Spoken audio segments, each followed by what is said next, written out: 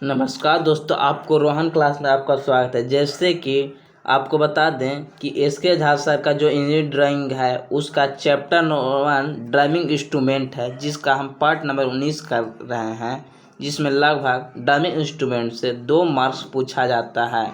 आपको हम बता दें कि मात्र हम 5 से 10 मिनट की क्लास लेते हैं, उसको मैं आपको क्लास में ही याद करवाने की कोशिश करते हैं। आपको समझना है, न कि याद करना है। थोड़ा सा भी आप समझिएगा तो याद हो जाएगा क्लास में। चलते हैं पहला क्वेश्चन देखिएगा। नमनलेखी कलाइडोग्राफ का उपयोग के लिए किया जाता है। तो आप जानते हैं कि जब हम लोग नमनलेखी कलाइडोग्राफ देखिएगा, इसको पिक्चर में आपको बताते हैं, जो मतलब जैसे कोई टेम्परेचर के बारे में बताना है कि नवंबर में कितना, दिसंबर में, एक कलाइडो वाला मौसम वाला है, तो हम लोग क्या करते हैं, अगर ये ऐसे जा रहा है तो वक्र रेखा खींचते हैं, कभी सीधी रेखा, मतलब T² से हम सीधी रेखा खींचते हैं। लेकिन कलाइडो वाला होता है कलाइडो ग्राफ, जिसको हम टेढ़ा ग्राफ, सीधा ग्राफ, ये सब खींच सकते हैं। मतलब ये सब क्या कर सकते हैं, ऑप्शन नंबर डी होगा। अनंती पर समांतर रेखा पर आरेखन, मतलब हम लोग आरेख खींच सकते हैं। एक क्षैतिज रेखा, क्षैतिज, आरेखन और कोण तीनों खींच सकते हैं। हमको किससे, क्षैतिज रेखा किससे, हम T² से केवल हम क्षैतिज रेखा खींच सकते हैं। चलिएगा नेक्स्ट क्वेश्चन। अनंती पर समांतर रेखा का आरेख, मतलब समांतर भी खींच सकते हैं, टेढ़ा भी खींच सकते हैं, अनंत रेखा खींच सकते हैं कलाइडोग्राफ से। चलिएगा नेक्स्ट क्वेश्चन। फिर बोल रहा है कि रंगीन ड्राइविंग सीट की क्या सीमितियाँ होती हैं, लिमिटेशन क्या होती है।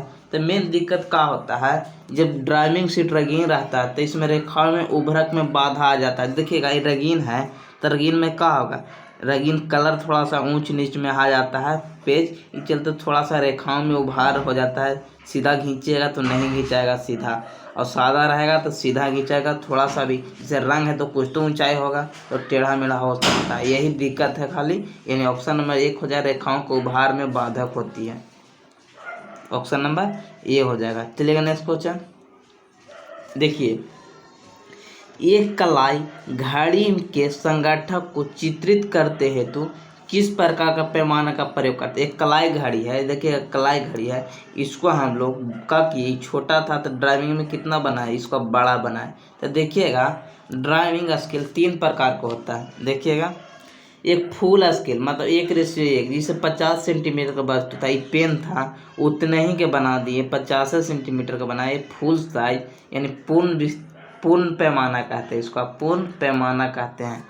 रिड्यूस साइज मतलब छोटा, जिसे 25 सेंटीमीटर का मान लीजिए मच्छर था ये बैठा, इसको हमको बड़ा में किए, मतलब रिड्यूज, मतलब ये था बड़ा, ये देखिए बड़ा था, इसको हम छोटा कर दिए, रिड्यूज किए, मतलब घटा दिए। तो रिड्यूस साइज के लिए कोई वस्तु मान लीजिए ये 50 सेंटीमीटर का है, उसको हम 25 में बना दिए, छोटा में बना दिए। ये बड़ा था, इसको हम छोटा में बना दिए, ये 25 सेंटीमीटर बनाए, यानी रिड्यूज किए।